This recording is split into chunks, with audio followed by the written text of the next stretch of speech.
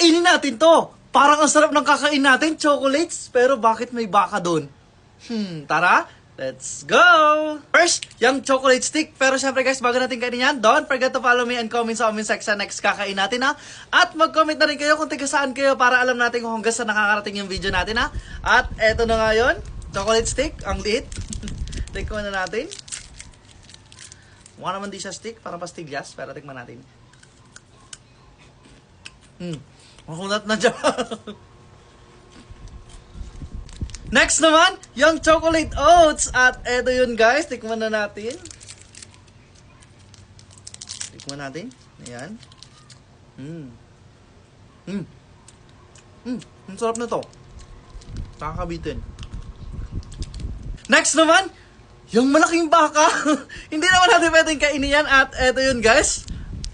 Napakaliit na to. Pero naman siya. Ayan, may baka naman. Tikman na natin. Ay, turog. Ang sarap niya. Like, follow, comment, and share. Bye-bye.